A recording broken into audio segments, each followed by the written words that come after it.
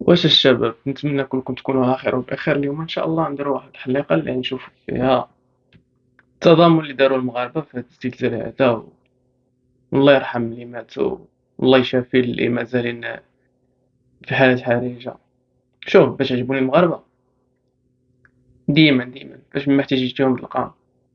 الحمد لله على نعمه الاسلام، والحمد لله على الانسانيه اللي شفناها في هذا الاخر. نبداو على بركه الله ونشوفوا الفيديو مجموعه.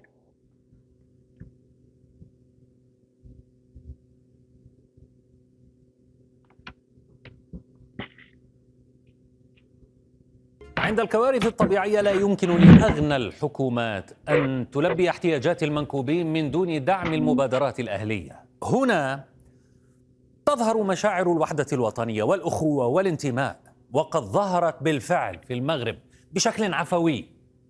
توافد الناس إلى المحلات التجارية خوت، زعما الفكرة اللي جاتني أنا، علاش زعما مرجان ولي غون سيرفاس ما دارش زعما شي غوميز زعما في هاد البيريود هاد، زعما تا هما يديرو حقهم في هاد التضامن هذا.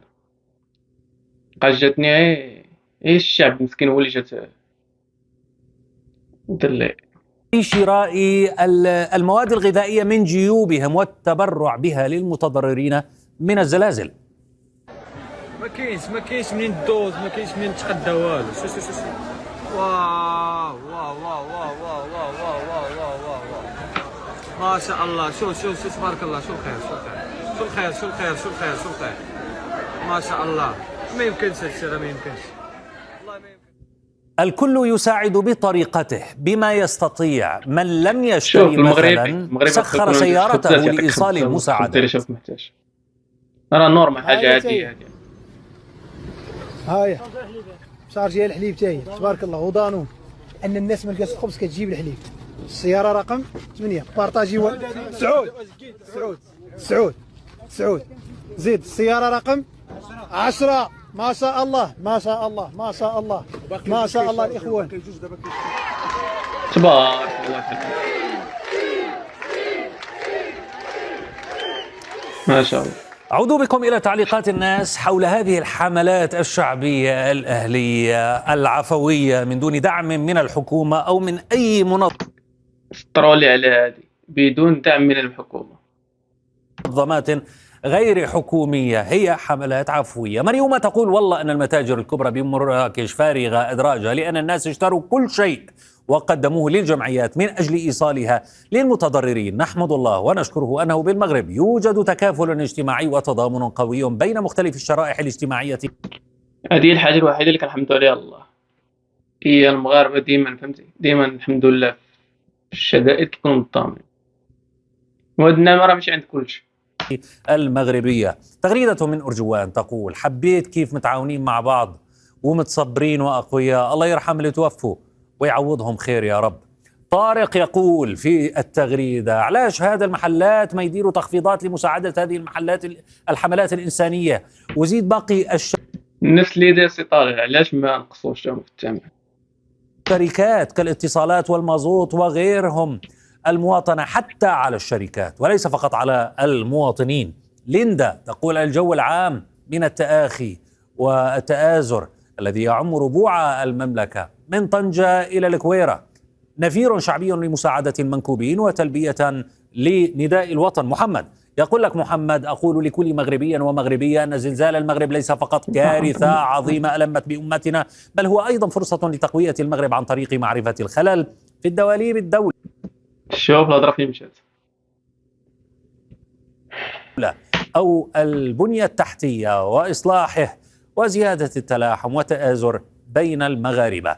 الأكل والدواء قد لا يكون أهم احتياجات المتضررين حاليا. علي الكراكبي شاب مغربي متخصص بالسيارات الكهربائية ومحطات خوت والله إلا شفت شي مشاهد كيضروا في الخاطر الصراحة. وشفت أكثرية ديك الكلاس اللي مات كامل.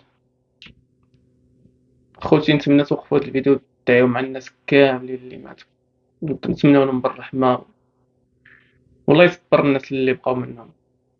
شحن. اختار طريقة ذكية جدا لمساعدة المتضررين حسب معرفته، لأنه وأصدقائه استطاعوا إيصال الإنترنت إلى إحدى المناطق المتضررة من الزلزال عبر الأقمار الصناعية سبيس إكس، وهي شبكة ستارلينك. نفسر لكم دابا شنو اللي واقع هنا. دابا هادو تبارك الله هادو لي جون وصلوا الضوء، وصلوا الكونيكسيون لواحد البلاصة ما فيهاش هادشي كاع، موصلاش بالأقمار الصناعية. هادي عندنا هاد البطاريه هادي فيها 3.8 كيلو وات، يمكن ايكو فلو. ها هما كاع الناس التليفونات ديالهم حاطينهم كيتشارجاو. كاين عاوتاني واحد البطاريه اخرى ها هي هنايا. ايوا هنا دوزنا كابله كي غادي كاين بروجيكتور اللي كيضوي على هاد البلاصه هادي كامله. واهم جزء في هادشي كامل هكايا ستارلينك، ها هو ملاقي. وهذا الفيديو هذا كتشوفوا دابا على ستارلينك. وصلنا إلى علي وسألناه هل هذه الفكرة كانت مفيدة؟ كيف ساهمت في مساعدة الناس في تلك المناطق؟ خدمنا الجهاز، خدمنا الناس قدروا يعمروا البطاريات ديال الهواتف النقاله ديالهم، وقدروا يتصلوا مع العائلات ديالهم، وفي نفس الوقت وضعنا تما الاناره باش الناس يعرفوا فين كيتمشي.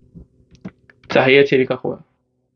شوف، كل واحد كيف كيعاون، راه ماشي ضروري تكوتيزي ولا، كل واحد سبحان الله العظيم كيعاون. المهم هي بنادم هو يدير واحد ليفور على قبل واحد اخر.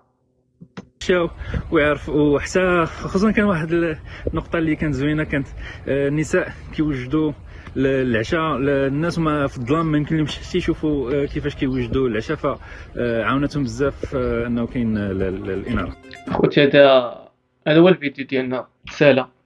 نتمنى هاد الحلقة تعجبكم، وما تنساوش تدعيو الناس اللي ماتوا، وما تنساوش تكونطاكتيو كاع الناس اللي كيعاونوا واللي كيديو المعاونات. نتوما ديروا حقكم منا، والله يرحم اللي ماتوا، والله يصبر الناس اللي مازالين متضررين وماتوا من العائلة ديالهم. تحياتي لكم، نتلاقاو في فيديو جديد، نهار جديد، حلقة جديدة.